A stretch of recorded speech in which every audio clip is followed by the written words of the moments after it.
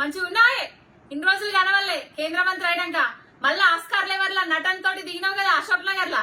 2 కోట్ల ఉద్యోగాలు పట్టుకొచ్చే మనం దిగినాం అనుకున్నాం గానీ 2 కోట్ల ఉద్యోగాలు పట్టుకొచ్చే సోయి నీకు లేదు గానీ గెలిపించిన కరీంనగర్ ప్రజలకు కూడా ఏదన్నా తీసుకొచ్చే సోయి నీకు లేదు గానీ అశోక్ నగర్ లో దిగి రేవంత్ రెడ్డినో కాంగ్రెస్ పార్టీనో తిడతామనుకున్నానే కానీ అయినా నీ మర్చిపోయినే నీ రేవంత్ రెడ్డి నీ చీకటి చుట్టాం కదా నువ్వెట్లా తిడతావు మా కేటీఆర్ అన్న వెనకాల పడతానంటే యూజ్లెస్ ఫెలో బండి సంజయ్ అసలు నీ బతికేందో నేను చెప్పనా అని అన్న మతం పేరుతో గెలిచిన నీది ఒక బతికేనా కులం పేరుతో గెలిచిన నీది ఒక బతికేనా శివమెళ్తే నాది శవమెళ్తే నీది అని చెప్పుకొని తిరిగే నీది ఒక బతికేనా నల్ల పిల్లులు తెల్ల పిల్లులు క్షుద్ర పూజలు అని మాట్లాడే నీది ఒక బతికేనా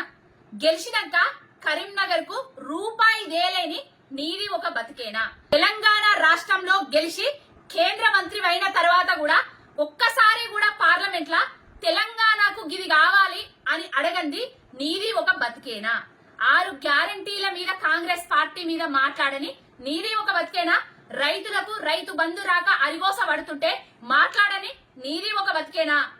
రైతులకు రుణం మాఫీ చేస్తా అని కాంగ్రెస్ పంగనామాలు పెడితే మాట్లాడని నీది ఒక బతికేనా నిరుద్యోగులకు 2 లక్షల ఉద్యోగాలు సంవత్సరానికి ఇస్తా అని కాంగ్రెస్ పార్టీ మోసం చేస్తే నిలదీయని నీది ఒక బతికేనా 2500 మహాలక్ష్ములు అందరికి ఇస్తా అన్నారు అడగని నీది ఒక బతికేనా కళ్యాణ లక్ష్మిల తులం బంగారం ఇస్తా అన్న కాంగ్రెస్ పార్టీని అడగనిది నీది ఒక బతికేనా అసలు తెలంగాణకు గాని తెలంగాణ రాష్ట్రానికి గాని తెలంగాణ ప్రజలకు గాని నీకు వల్ల గాని నీ బీజేపీ వల్ల గాని రూపాయి లాభం లేదు లాభం చెయ్యని నీది ఒక బతికేనా ఎవల బతుకుల గురించి మాట్లాడతానో బిడ్డ తొండి పంజాయ్ కేటీఆర్ అన్నకు నీకు నక్కకు నాగలోకానికి ఉన్నంత తేడా ఉన్నది